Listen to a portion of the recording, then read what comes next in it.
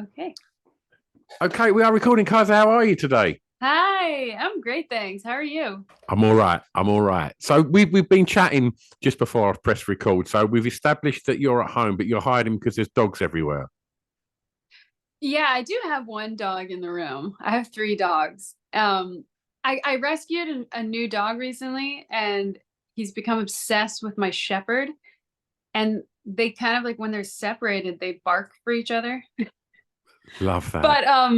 But also the one is 5 pounds and one is 60 pounds, and they haven't learned how to play, so you can't leave them unaccompanied in the same Yeah, that's room. problematic. Yeah. Absolutely.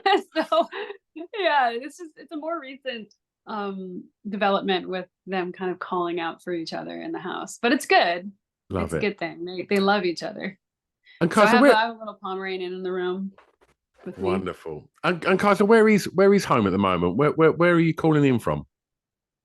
I I'm a little nomadic, but I'm calling in from LA. I live in Canada. I have a home in Toronto, but it actually flooded, and it was just poor construction basically, I guess, from when it was built. And yeah, my house flooded, so it's being well, just lots of construction going on. So I'm in LA kind of camping out in a temporary spot. Well, that And yeah, but normally Toronto. beautiful, beautiful.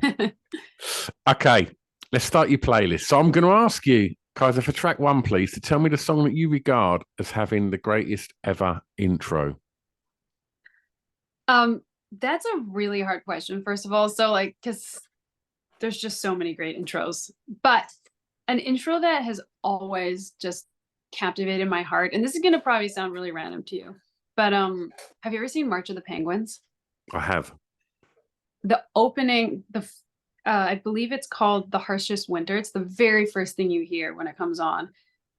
There are two chords in it, and it literally makes me have shivers every time I hear it. So the intro to March of the Penguins, I'll turn that on to just like calm down or like go into a state, like it puts me into a trance. The intro to March of the Penguins. So I I don't know. I don't think I can answer what's the greatest intro of all times. Like I love like Tame Impala, Less That I Know the Better, and I love a lot of different songs, but that one I literally go to hear the intro Yeah. frequently to So, alter my mood. So can I ask you, in regards to songwriting and making music, um, since you've started making music and releasing music, um, Spotify has become this huge means for people to get music, and now we're seeing things like TikTok being used cleverly for people to market their music and things like that. But I think a lot of things with maybe the saturation of Spotify, where everybody's got everything at their fingertips as soon as they need it, and TikTok seems to be getting shorter and shorter, and the emphasis seems to be hook them straight away. And I wonder, any sort of like these sort of trends that are happening, does any of that filter through into your creative process when you're making music? me, no, no, I definitely, when I make a song, like the song coming out on the 22nd, I Go Dance. Sometimes I'll write a song and I'll think, okay, think of the batch. This one would make the most sense for TikTok.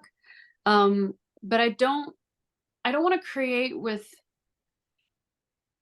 it's not that I don't, I want to be of the moment. I want to be of the time, but I don't want the world to create for me, Yeah, if of that course. makes any sense. Like I need to be channeling what is meant to come through me. And if it and we're always being influenced by the world around us no matter what. I really do believe that. So I don't want to sit and think, okay, I want to make a song for TikTok specifically, because it doesn't, I just don't feel like then I'm actually channeling my purpose as a musician, as a conduit, really.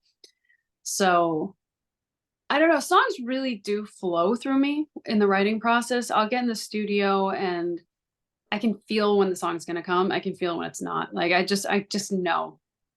And and then they kind of write themselves, or the melody, the whole melody will come all at once, and a few of the lyrics, and then sometimes I have to fill in the gaps, but the songs do come close to complete very quickly. So I always feel like I'm channeling a lot of the time. What's the yeah.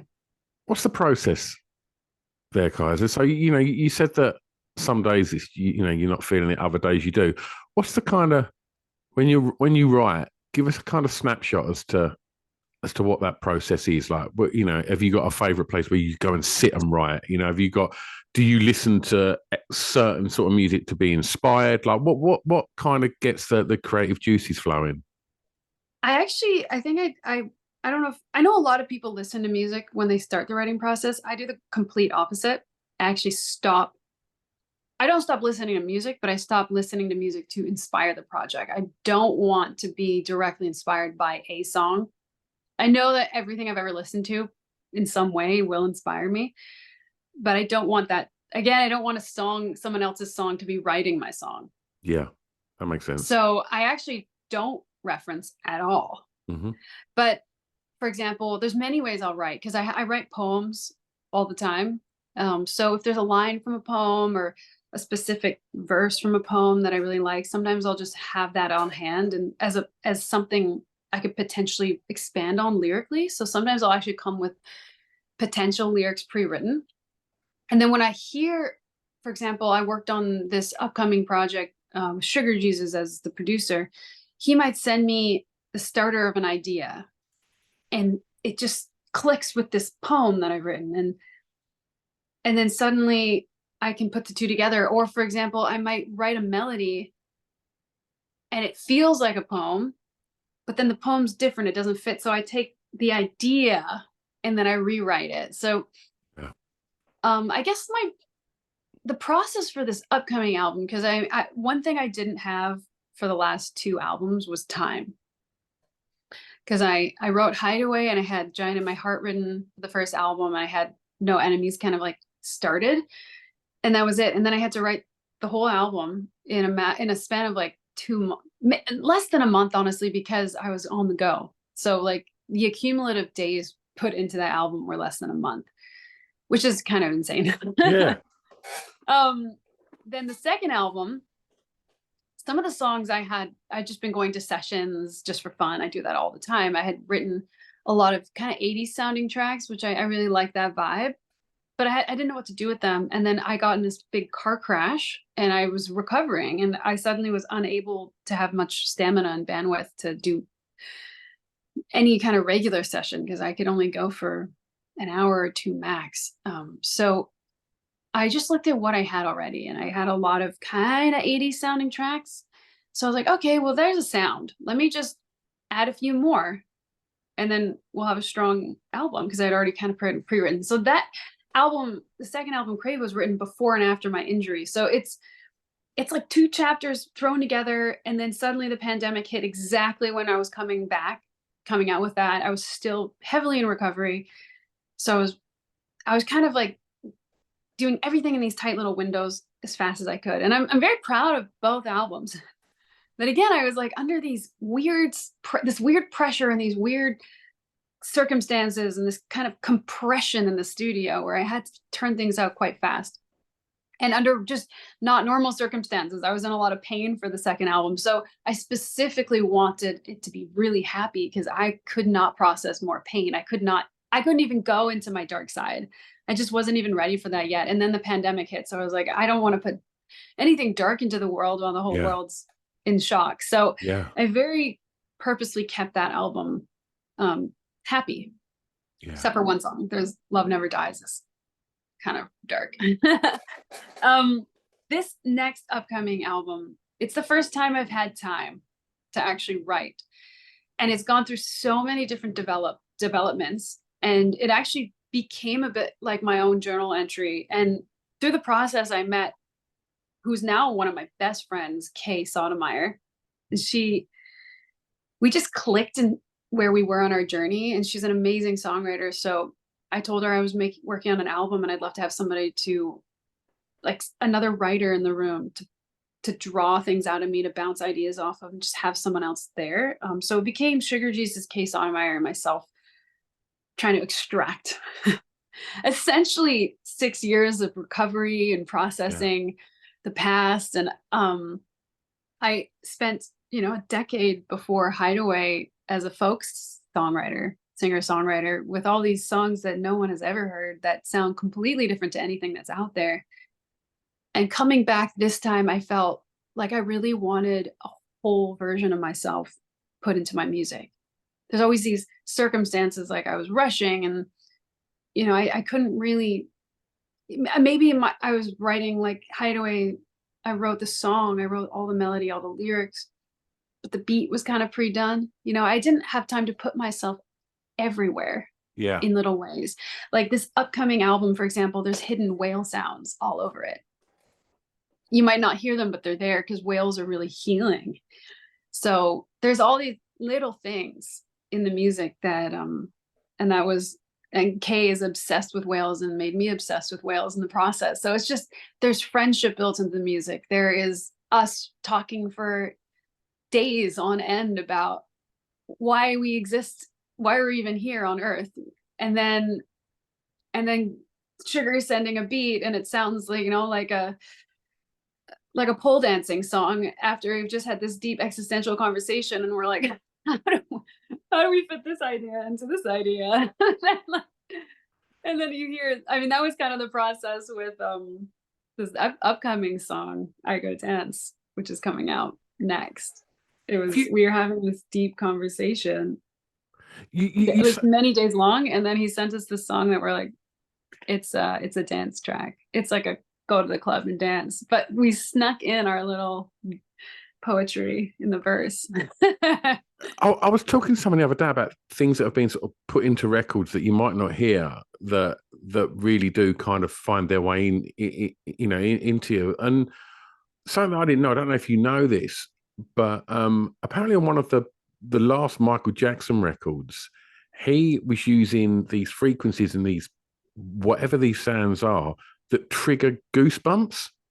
And there's an actual sound or frequency, because not everybody gets goosebumps.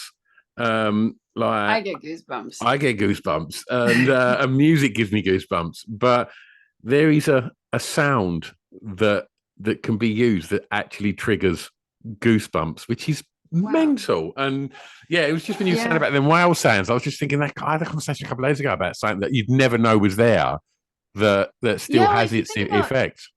If you think about movies, like no movie would be what it is without the music driving the emotion of that film. Like, who'd ever watch Jaws without a soundtrack? Exactly. So Jaws, that it makes you feel tense every time. Yeah, absolutely. Music does have this power to move our emotions. Well, that's good. You learn in music school or in theory, major, minor, seventh.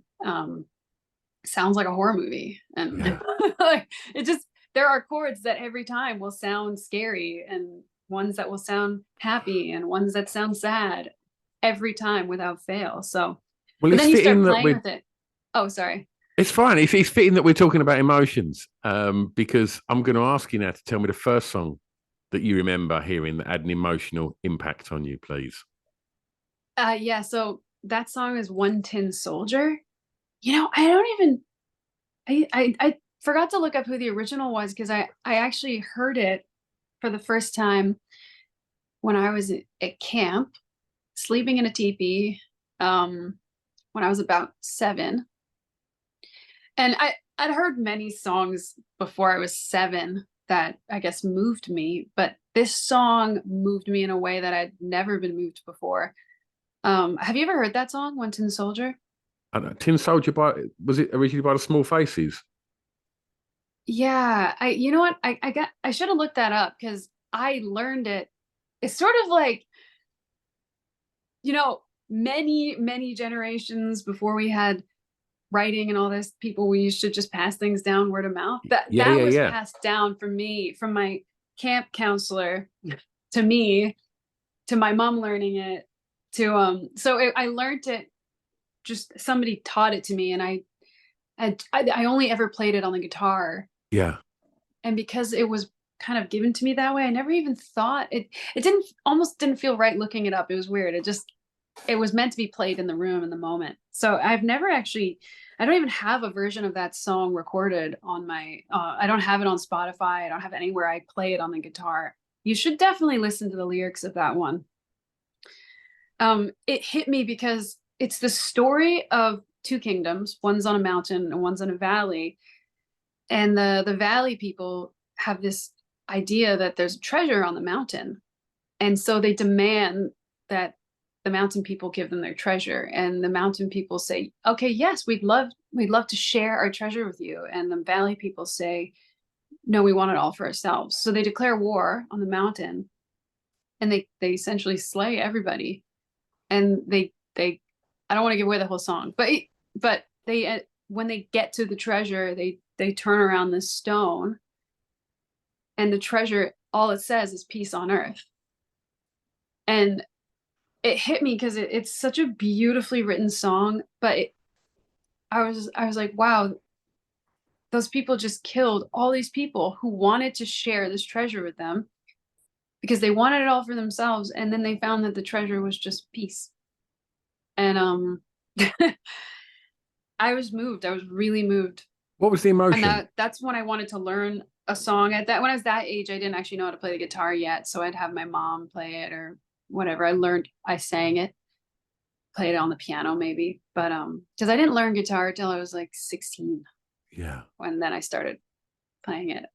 I should play that one actually. That is one of the first songs. It really impacted me. It's what made me really care about lyrics because I'd never been moved so much about from a song lyrically.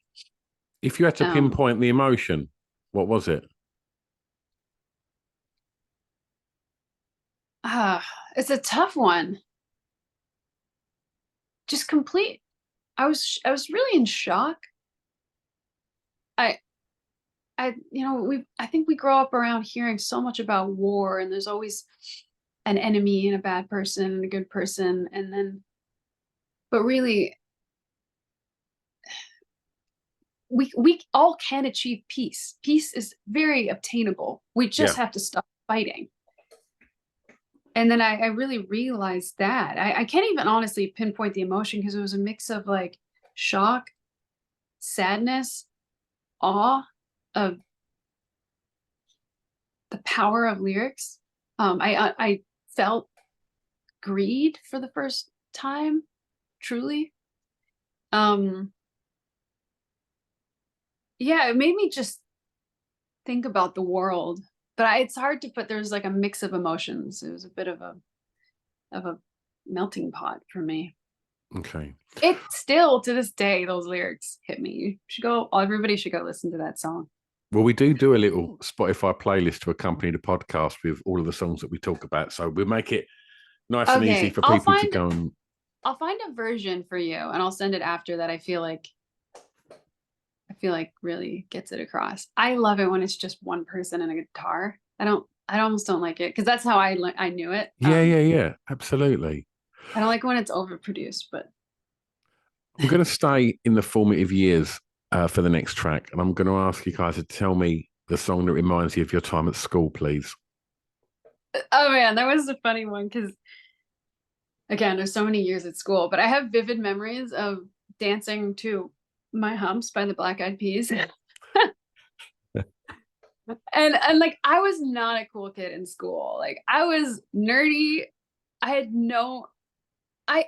my own fashion sense, which I still do, but I hadn't honed it in a way that I think stood out artistically yet. It was a little weird. I was the weird kid. So I vividly remember the cool kids and me, and like there was like a dance party at our school and we all connected over My Humps. It was so funny to us that it kind of brought us all together. And I don't know, it was like there's many songs. Like for example, another song that came to mind was Music by Madonna. I remember being on the school bus. Have you heard that lately? That together. Have you heard that lately? Not super recently, but Do you know what? I heard it about 3 weeks ago, and it still sounds incredible. The Yeah. production on that record, it's so good. I don't know if that was Stuart Price that done that, but oh my God, the It production. might have been Stuart Price is amazing. He Yeah. did Phantom of the Dance Floor, my song Phantom of the Dance Floor. Oh, did he? And he did Sensium Defectui. Yeah, we got together and somehow ended up making campy horror music Oh, together. amazing. Amazing. Kiesza, did you enjoy school? I loved it and I hated it. I loved the kids. I loved the art. I really hated tests.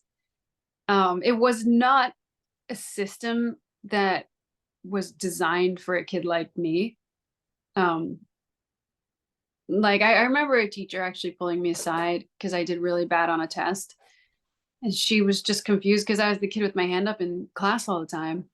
And she just asked if she could just talk through the test with me. And I got 100% when I just spoke through it with her. So just the anxiety of taking a test and having to cram everything. I didn't quite understand why we were cramming all this information into our brain and not using it.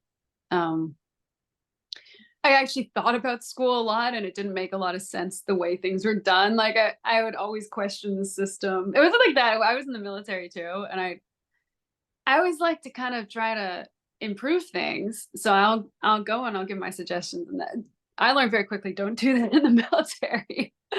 The school, yeah, I mean, I love people. I've always loved people. I've always been fascinated by people, even people who don't accept me. I've always liked to observe them. And I was very shy as a child. So I watched a lot growing up. And it made me just very fascinated by human nature. So I honestly, it's weird because I went from being hyper shy to being extremely outgoing through this process of my school years. Where did that confidence come from? It came uh it came a little bit from I was in a lot, my mom did throw me into a lot of like theater. But it's interesting because I was really shy around regular people, but when I went on stage, I didn't feel scared at all. And so all this energy that was bottling up came out so big that I was the opposite on stage. And I remember I auditioned for at the age of 7 as well, actually. Um, this big show called the Grandstand Show at this Calgary Stampede, and you play for like 30,000 people. So it's a huge show for a child to be part of. And there's like many kids. It's almost like the Mickey Mouse Club, and you go out and you perform, and there's different age groups. It's a big show. And I auditioned for that, and I ended up getting in, which to my parents' shock, I was clinically shy. So Yeah. and then I ended up walking on my hands on stage, and I was just like this. I was a totally different person on stage, and so there was like stage me, and then there was life me, which couldn't talk to anyone. And I just slowly, because I felt I could feel both. I couldn't quite figure out how to bridge that gap, And so I would figure out, okay, why do I feel like I can connect with every person on stage, but I can't connect with anyone in real life? And I just talk to myself, and I'd experiment with communication. I'd watch how others communicated, and I practice. And I did learn very quickly I was not normal. Like I really am different. Like I have a slightly different brain too. I'm ambidextrous. I write with both hands. I'm a mirror writer. I write mirror with my left hand. Like I have some little quirks that I have learned are not normal. um, Tell me, but yeah. I was just going to say, I ended up just sort of embracing myself. And I think the moment that I did, I became confident in myself. there's something so beautiful about that, finding that confidence when you're comfortable with yourself. I think that's, if you can find that when you're in your formative years, you're very lucky, because that's, Yeah. there's, I'm a 50-year-old man, and I still question it. Do you know what I mean? But you mentioned that, you was doing theatre at school, and then you mentioned that you later joined the military. What did you want to be when you was at school? I never knew what I wanted to be. That question was always so like a prison cell to me. People always ask you, what are you going to be when you grow up when you're a kid? And I'd be like, why do I have to be something? Like, I'm going to be like 20 different things. Maybe I'll be for a short time one thing and I'll change, because I was like, how boring is that to just be one thing? Yeah. I mean, the funny thing is that I did end up as a musician, and I embrace that fully, because the beauty of music is it moves through everything. Yeah. So I found something that actually finds its way everywhere. But my passion was really with science. I really did love trying to understand what everything was. Like, what are we? Why are we here? How do we work? Why do we work? Can you grow an ear? You know, like I was looking into genetics, like they're like growing ears on the backs of mice. But then I also am like, I don't want to hurt mice. So I was very confused, but fascinated by so many things. So I saw myself maybe going into science, but the thing is you know, we had, there's like a very tough side of our upbringing. We struggled a lot financially. And I say my house wasn't like a peaceful environment necessarily.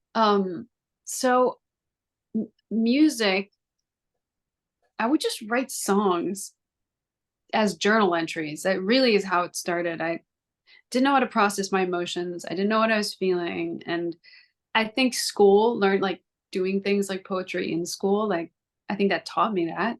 And then I would just write. I'd write my feelings and not share them with anyone. And to this day, I have not fully let this side out of me because it's so vulnerable. And I'm getting there. Like, this next project is actually bridging this gap to that side of me, because I realized this whole process of the car injury, the car crash that I went through, that if I think about if I had died in the car crash, would I have been satisfied with what I put into the world?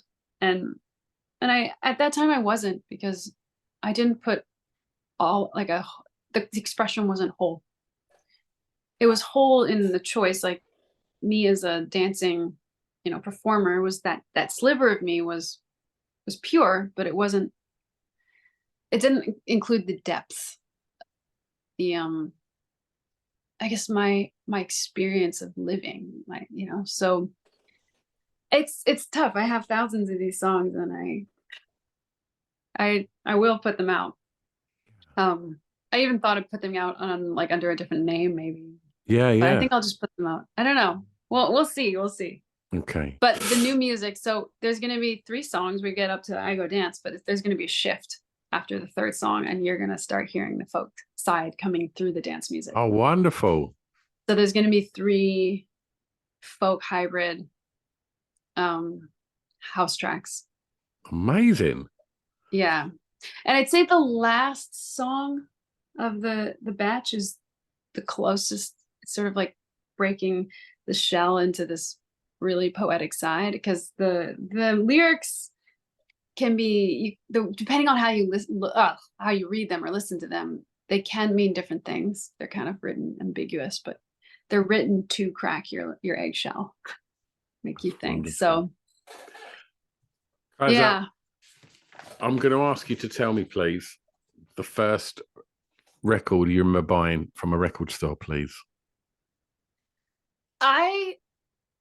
It's an interesting story, because my mom had already bought this record, Sarah McLachlan's, what was the name of that album? I don't even know, because the song Building a Mystery. It was Building a Mystery. I'm not sure. I was looking up the song. I wrote down the song, not the album name. I know the album name. It's just falling out of my memory right now. But I loved the song Building a Mystery, like, to the point where I was probably that annoying kid who just played it over and over and over and was like, again. So I ended up, because we, you know, CDs got scratched back then. I ended up scratching the CD, and I went and bought it again. So do you still do that?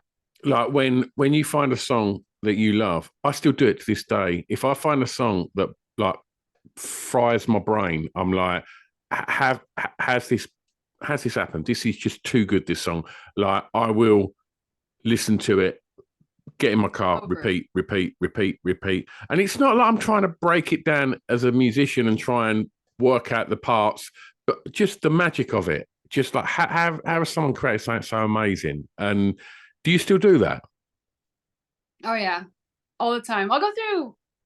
It's like if the song perfectly balances the void within us, I think that's when we get suspended in it. We all have a void somewhere within us, and we go looking for it in another person or in an activity or in, like our hobbies. We're trying to fill this void, but music feels it is really good for filling this void temporarily. Yeah. And every now and then there's a song that it it kind of connects the outside experience with the inside experience, and suddenly you feel yourself. Yeah.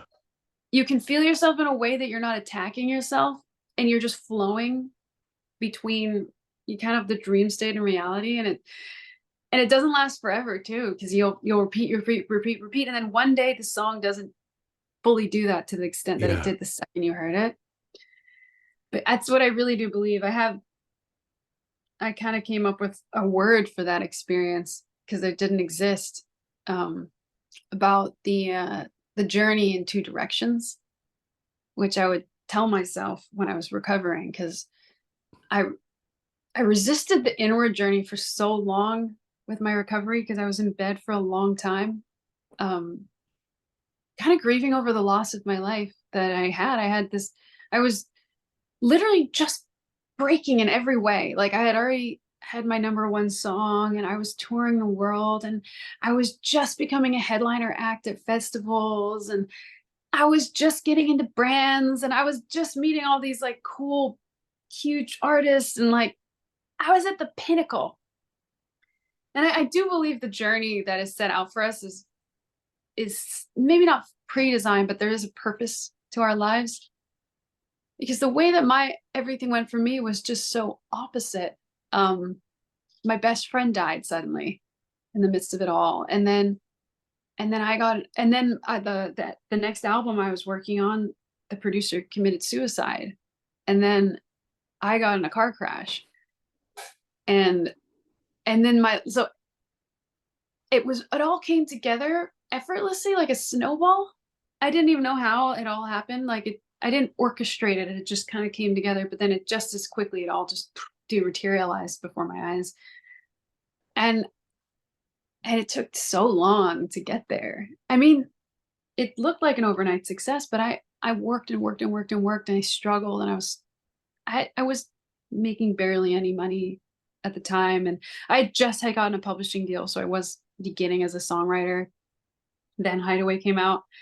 So suddenly I can't even get out of bed. I'm literally lying in a dark room. I can't listen to music. I can't watch TV. I can't even really use my brain because it hurt to think. I can't be in groups.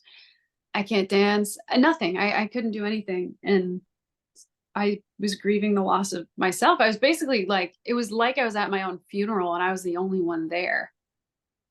And I was forced to go in on the inward journey. I had no choice. That was the only way to go. So I eventually just made a choice. Okay, my identity, I had to let go of my identity as this big dancing, singing performer. And I had to just accept maybe I'll never do that again. My job now is to heal. I'm an injured person and I'm healing. The moment that I accepted myself again, it really comes down to self-acceptance always. My healing process, like even my body, like just the stress of holding on to the past went away. And by letting go of that stress, my body was able to relax in a way that it was able to start healing more and faster. And then just, I don't know, life is weird because the moment that you psychologically work through something, things just start orchestrating. Suddenly the doctors and neurologists or a chiropractor found something that everybody missed and suddenly they fixed that, and then suddenly the spinal fluid in my head was now draining properly, and suddenly like the pressure I felt like someone was punching me in the skull all day every day like this for like a year and a half straight. I don't even know how I made it through. It was like being tortured. So suddenly everything started being relieved, and And it was a slow process, but it was noticeable. So I went inward. I just was like, you know what? Okay, this is working. So I'm going to go on this intense journey. And in the process of that journey, I actually realized that both journeys are always forever impacting one another. So the work we do internally will immediately change our outward experience and the way that we experience everything, the conversations we have, the relationships we have. If you're in a bad mood and you walk through paradise, you won't see it. Yeah. So I realized that we're always living in two directions. We are always living outward and inward at the same time, and they have to be in balance with one another. So if one is out of balance with the other, it's like a pendulum, it will just tip the scale. You have to be balancing them. And so I was like, where's this place in between, this place of perfect balance? There's this place where you're going in both directions and they work together. And I came up with this word called Lanawe. And it just means the bridging of heaven and earth. It means living in two directions at the same time. And so that's kind of been my thing. I'm always trying to get to Lanawe. Yeah. And yeah, it's like if you don't have a word, you just got to make it up. Absolutely. So the word kind of just came. I didn't really overthink it. It just kind of popped in my head. So yeah, because it's like one or the other. We're going internal or out or external, but it's always one journey, but in both directions at the same time. So it's more like we're unfolding than moving on a straight line. It's like a flower. We're kind of it's unfolding from the source. So anyways, that is a long answer to a Sarah McLachlan song. Well, I'm going to take you clubbing for this question, and I'd like you to tell me the song that soundtracked your years going clubbing, please. I had a very funny clubbing chapter in my life because I was not a clubber at all. Where was this? In Canada? College. I was in Boston and I was like, okay, you know what? I've decided to be a musician. Let's do this. And when I make a decision, I get a little obsessed. And so I was like, okay, I gotta like connect with other artists. And I kind of was thinking bigger than a lot of my peers. Like a lot of my peers in college were competing with each other. And I was like, I want to compete with the biggest in the world. So I was trying to get in touch with no word of a lie, got myself into Paul McCartney's office without him there. But I got to his assistant. Like I have a song on his publishing company. Like I was really don't get any bigger than that. The hustling game. But nobody was really taking me that serious at that time. But there was this one time that LMFAO came through Boston and somebody told me, and I was playing a little like college gig across the street. And I had a guitar with me and Red Foo played a guitar. So I was like, okay, I came up with this plan and I went up to the front door when I did my gig because it was earlier. And I was like, hey, Red Foo wants his red guitar and he forgot it and he asked me to bring it for him. And it was the exact guitar he had. That's genius. Yeah. And so they're like, oh, okay, yeah, we'll bring you. They brought me right up to the stage. And I jumped on stage. I was like, you know what? You only live once. So I jumped up on stage with my red guitar and I started just air guitaring. And then as he's on stage, he just kind of like looks over and is like, what? And he doesn't question. He just pulls his phone out on stage, hands it to me and is like, put your number in my phone. How cool is that? Yeah. So he ends up calling me and was like, who are you? I was like, I'm Kiesza. And he's like, you're cool. Do you want to come out to LA? Like, what do you do? And I was like, I'm a musician. Obviously, I play guitar. So he flew me out to LA and I was the first girl on Party Rock Anthem. Wow. Yeah. Get up, get down, put your hands up to the sound. That was me actually. And his label wouldn't let me be on it because I was a nobody, and they wanted to launch that other girl as like the Pussycat Dolls new lead singer or something. So they took me off. But there is a version of Party Rock Anthem with my voice on it. That's so cool. Yeah. So and they are like the clubbers of all clubbers. So I was like, suddenly I'm like hanging out with LMFAO, and I'm like, well, I guess I'm going to the club now. So I literally, my clubbing experience was with LMFAO, and I was in the room when they wrote Sexy and I Know It. Wow. So I actually know the whole story. That's incredible. Tell it. I think I might get mad at me. Wow. But, yeah. So I would like literally just go to different shows with them. They'd be in like New York. I'd go backstage, and I was walking around with all the shufflers. So Quest Crew, a lot of those dancers are my really good friends to this day. And that was like my clubbing experience. So I put the song Sexy and I Know It. Yeah. Maybe I should have put Party Rock Anthem. But I mean, what an opportunity to seize the moment and just think, fuck, I'm just going to jump on stage and go for it. That's amazing. Yeah, I was like, I got a guitar. If someone jumped on my stage with a guitar, I think that was pretty cool. Yeah. So I just went You've for said it. that now. You're just going to get hundreds of people with guitars now just rocking up at all your shows. I think they just thought I was. The thing is, it's like people didn't know that I wasn't playing. Yeah. They don't even really notice. Like people don't even notice that the guitar is not plugged in. It could be wireless. It could be, you know. Yeah. So they're just like probably thinking, oh, she's probably just one of those synth sounds. Love it. Yeah. All right. So that was a fun chapter, and I really just went for it.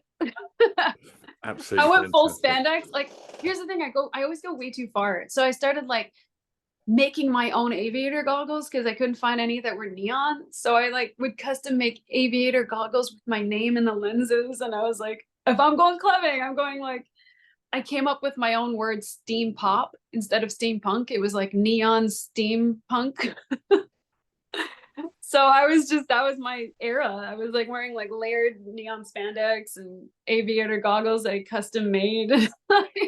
So cool. I was pretty wild back then. Like, yeah. I was like, yeah, I'll just make them myself. And I ended up, because I thought the aviator goggles were so cool, I had so many pairs made. I ended up going to record labels, and I'd just walk in and I'd say, I had a gift for you. And I would give them aviator goggles with my name in the lenses. So a lot of record labels had like on their desk these goggles with my name on it. That's so cool. I was like, at least they'll know my name. Like, well, yeah. Kiesza, for the next track, I'm gonna take you home and ask you to tell me, please, a favorite song from an artist from your home county, please. From my yeah, that one. I put Hallelujah by Leonard Cohen. Oh, let's talk about that. Oh, yeah, I know. That song. To this day, I'm like, how did he write that song? Is that your favorite version, Leonard Cohen's? I love the Jeff Buckley version, and I know that I don't know the full story, but I believe that he actually met up with Leonard and helped choose the verses. And wow. Apparently there's like 100 verses, which I'm just really, yeah, which I'm so mad that I never got to read all of them. But apparently there's like so many verses, and he didn't know which ones to pick necessarily.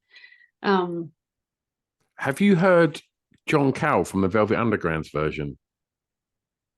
A long time ago. Oh, I gotta hear it again. That's a beauty, that is. I have a version. I just haven't put it out because I feel like so many people have put it out, but yeah, I'm like, that's probably not a reason not to put out, you know? Yeah.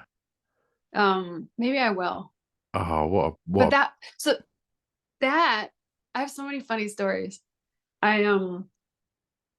I convinced a radio announcer in my hometown, Calgary, to put me on the radio for the first time ever that I was ever on the radio. I sang Hallelujah. How did that go? It went good. It was actually a live show that was being broadcasted, and I was still very unknown at the time, so I wasn't like a known name even in Calgary. but I was very convincing on the phone. Oh yeah, no, it was, I heard he was going to be at my neighbor's house. I went over to my neighbor's house and just showed up. And I sang a little bit and just asked if I could be in the show, and he was really nice. He put me in the show. And I remember there was another local musician there at the time who was, her name was known a little more in locally. I can't remember her name actually, but I remember she mentioned to me, she was like, you know, I don't usually see a new person that I think is really going to make it, but I think you're going to really make it. And I remember that really motivated me. It's amazing when people see something in you, though, isn't it? Right. And to Yeah, vocalize because you it, don't. and because so many people, when they see talent in people, a lot of time people are not necessarily forthcoming in telling them. And I think that's, it's so important, but certainly in them formative years, to have someone go, what you're doing is great. You know, you're going to be successful. Like, that's so important. I know, and just in general, think of all the times that we see something we like about a person, but we never tell them. Yeah, it doesn't cost anything, right? Cost nothing, and we barely get complimented, truly and genuinely complimented, but yet so many people do think compliments of us. So if we could only say them out loud. Yeah, I do try absolutely. now a lot more. I really try to say it, because a lot of times we do just think it and it doesn't.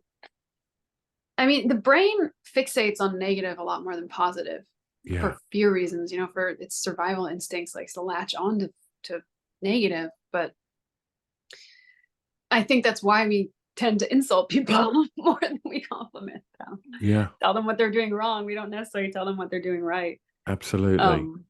Yeah. Kiesza, it's your last track, and I'm going to ask you to be a tastemaker here, and I'm going to ask you please to tell me a track that you think many people may not know that you would like them to hear.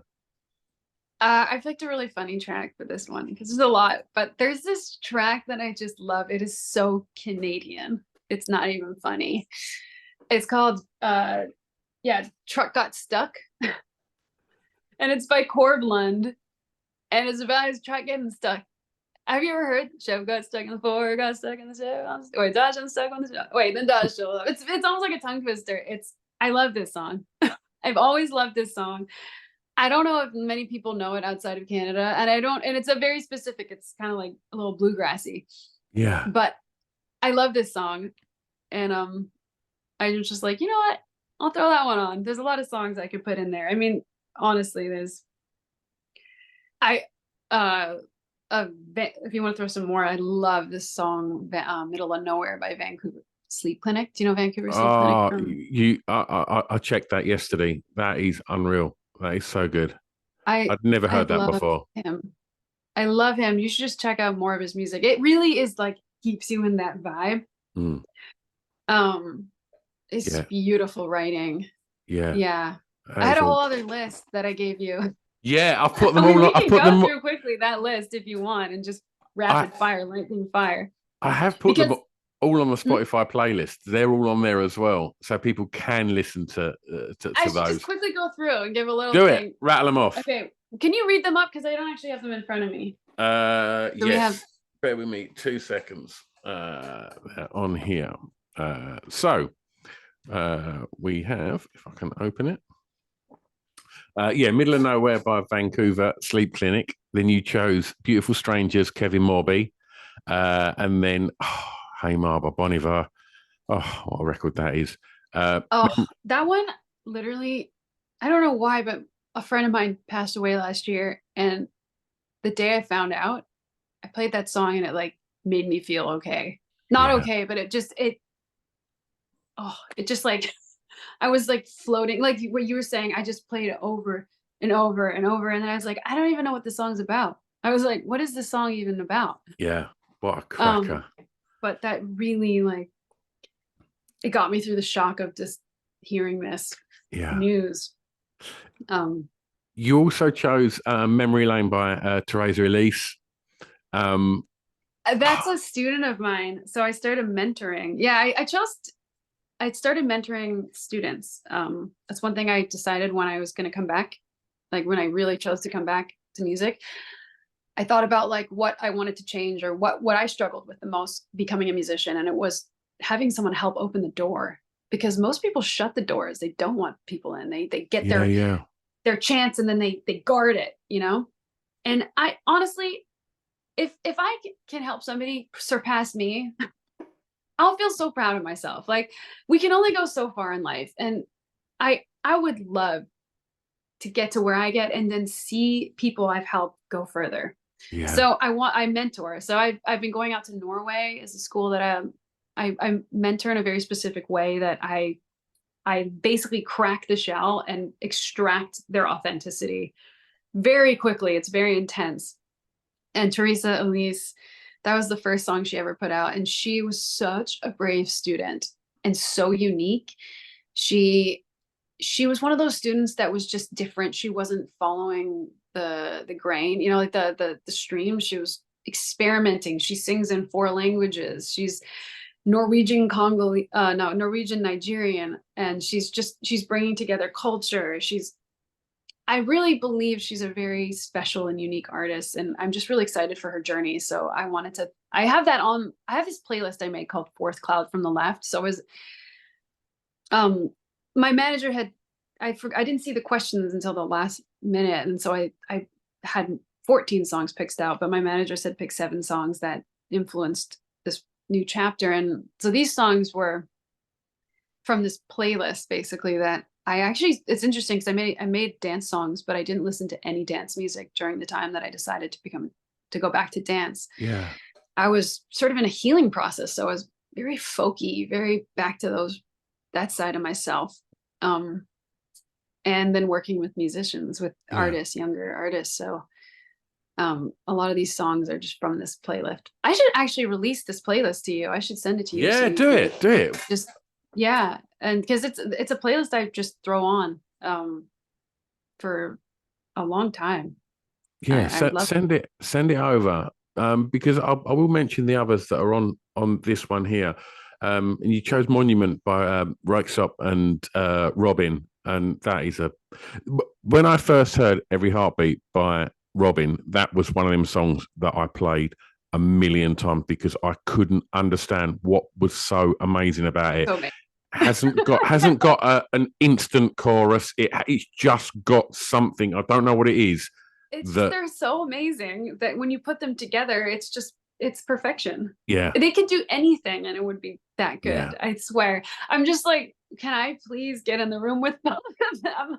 Like, absolutely. You know, it's funny because I have a friend whose friend makes videos with Rykesop, and I have another friend who works with Robin, and I'm like, if I can I could just kind of try to get them all in the same place at the same time with me in the room, it will be a very good scenario.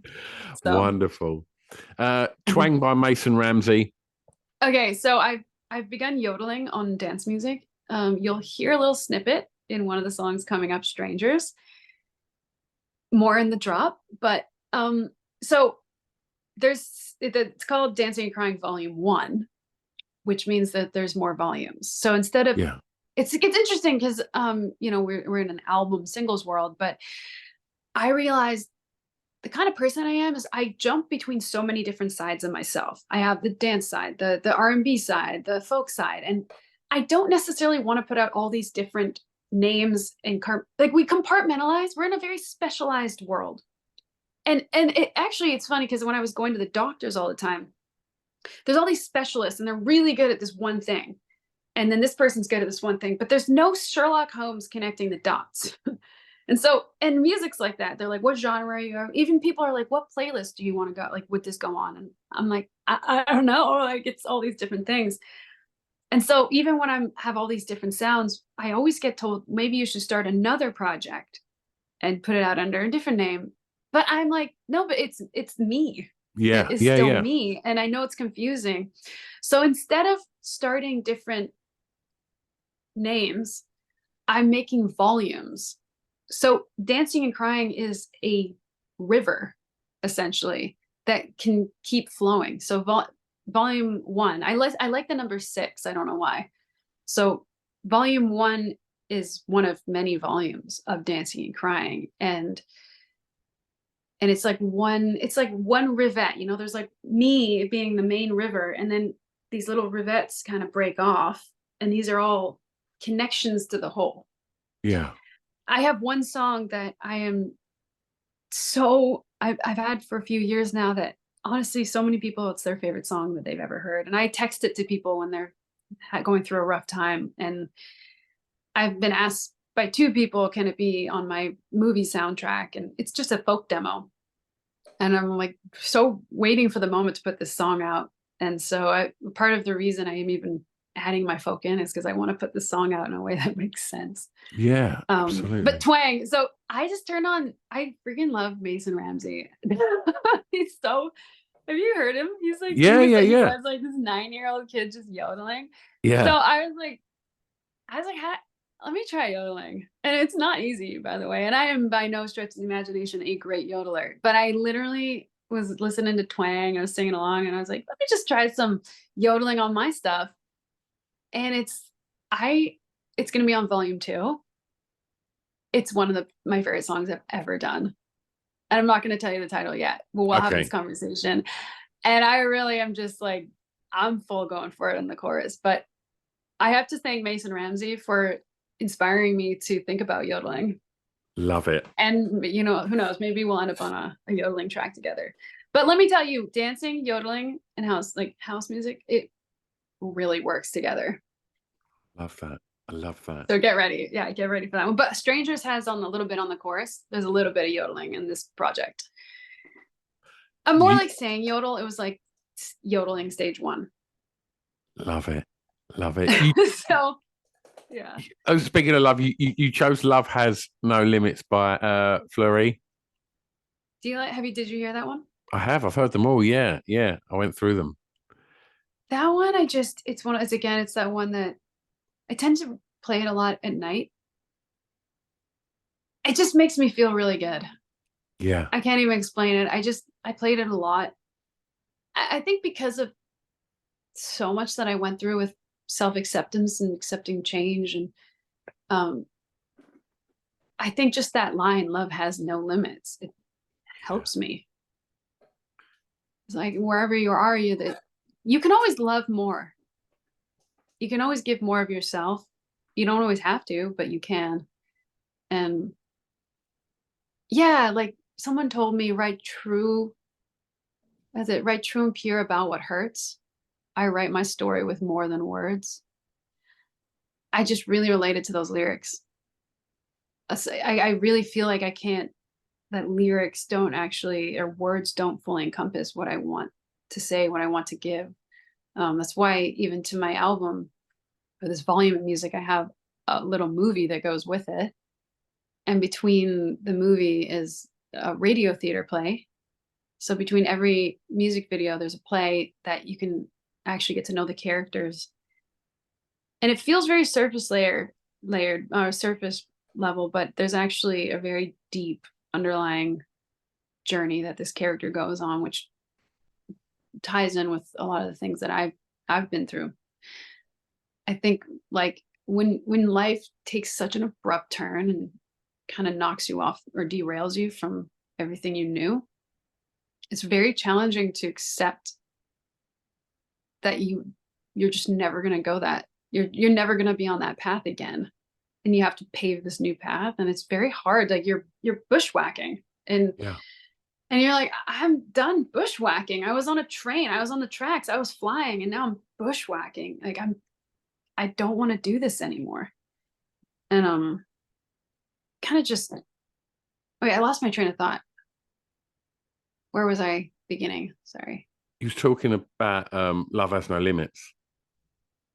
Yeah. Oh yeah, I was saying about how like those words, I write my story with more than words. Yeah. So just it's like what I've been through, the journey I've been through is just so, it's just so much has processed within me that, oh yeah, I was talking about the story. Like I was not ready to say, even to myself, what I had gone through. I mean, even just on top of my injury itself, I developed a condition called cluster headaches, and it's actually documented as one of the most painful human experiences on the planet. So I've been through levels of pain that are unimaginable, and getting through all of this was just so hard, and just wondering, will I ever truly be able to, even if I do what I love, will I really be able to enjoy it with this condition? It's been so hard. But I realized, so I decided one day I can only make this next chapter work if it completely balances the opposite that I experience. So it has to be completely love. It has to be completely passion, 100%, completely made with people I love. It can't just be about me. It has to be about everyone. I want everyone to be looked after, have a great time. I want them to look back on this journey as the best time of their life. And it has been exactly that. Like, the process of making even these music videos has been such an adventure. We've been through Wyoming dino digging and like out, like there's so much.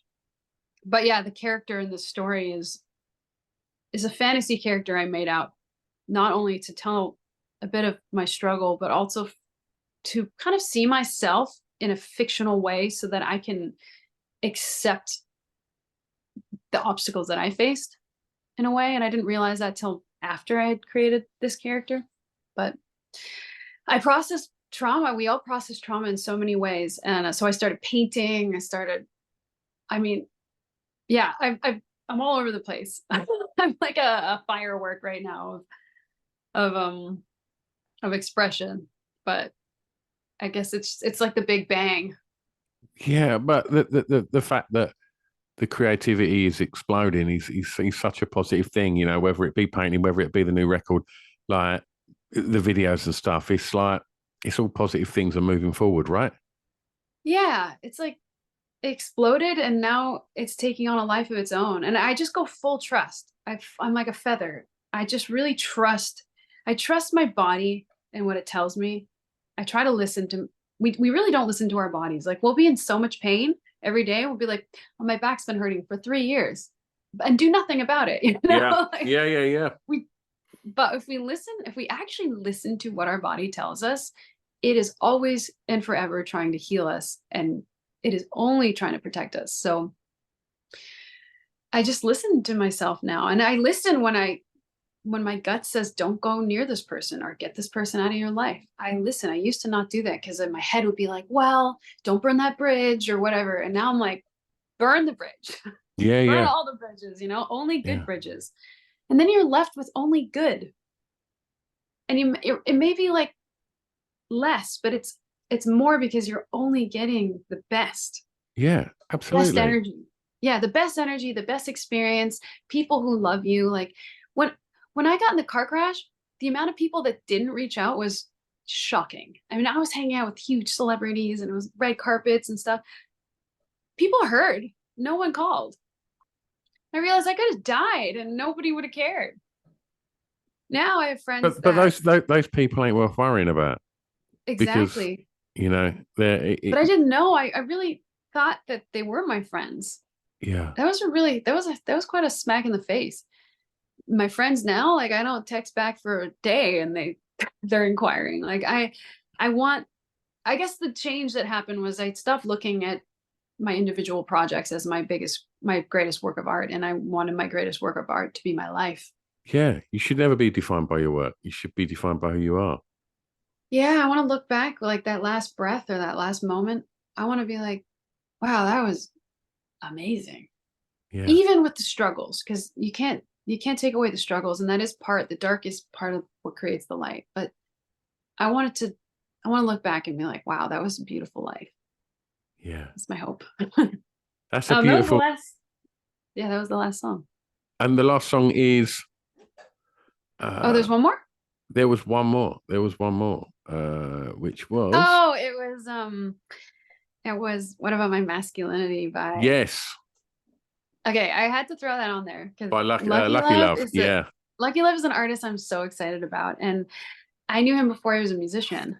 I just found him on Instagram. He was like throwing up his life, and he has been through so many different self-expressions, and I really relate to him because he just handles obstacles with so much grace, and it's just like, this is who I am today.